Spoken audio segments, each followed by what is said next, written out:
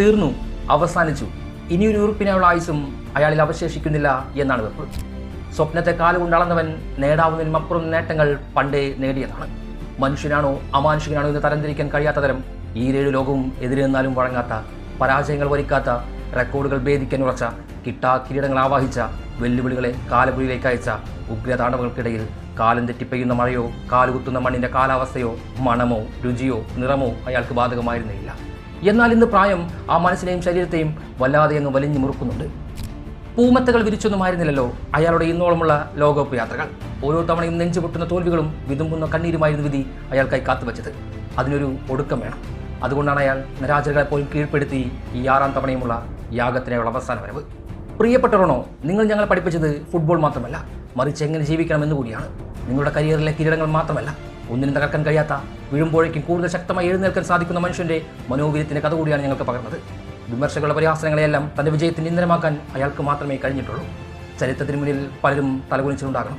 പക്ഷേ ചരിത്രം പോലും തലകുനിച്ചത് നിങ്ങൾക്ക് മുന്നിലായിരുന്നു. ചരിത്രം തിരക്കഥ തയ്യാറാക്കി സ്വീകരിക്കുകയല്ല പതിവ്, വെട്ടിപ്പിടിച്ചാണ് ശീലം.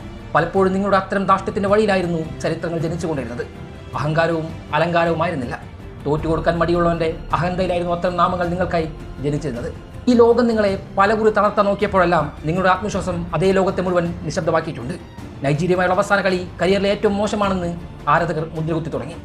ഖത്തറിൽ നിന്നും നാഷണൽ ലീഗിൽ ഉദിച്ചതുപോലെയാകണം അമേരിക്കയിൽ മറുപടി. കൂടെ ഇന്നോളം നിങ്ങൾ അനുഭവിച്ച എല്ലാ പരിഹാസങ്ങൾക്കുള്ള ക്ലൈമാക്സും നിങ്ങളുടെ കഥയുടെ അവസാനം വരെയും അവിടെ എഴുതണം. എന്നത്തെയും പോലെ വിമർശയുടെ അവസാനത്തെ അനിശബ്ദത ഞങ്ങൾക്ക് ഒടുക്കം മെറ്റ്ലൈഫ് സ്റ്റേഡിയത്തിൽ ഇരുന്ന് അനുഭവിക്കണം. പക്ഷേ നിറമങ്ങാത്ത 7 നമ്പർ ജേഴ്സി അണിഞ്ഞുകൊണ്ട് അയാൾ മൈതാനത്തിലേക്ക് ഒടുക്കം ഇറങ്ങുമ്പോൾ ലോകം ശ്വാസം അടക്കി പിടിച്ച് നോക്കി നിൽക്കുന്നത് കാണാം.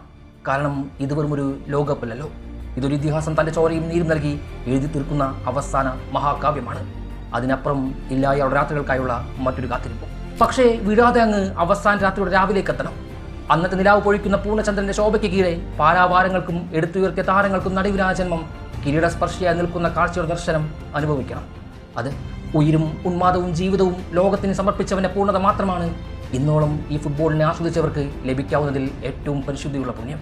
ഇതിഹാസ തുല്യമായൊരു ചരിത്രം പറയാൻ, കിരീടങ്ങളുടെ പിൻബലം വേണമെന്ന് ആജ്ഞാപിക്കുന്ന ഈ തലമുറയോട് പറയാൻ, അമേരിക്കയിൽ അവസാന വിയർപ്പും ചോരയും നീരുമുരുക്കി അയാൾ മടങ്ങുന്ന വേളയിൽ ശിരസില ലോക കിരീടം തന്നെ വേണം.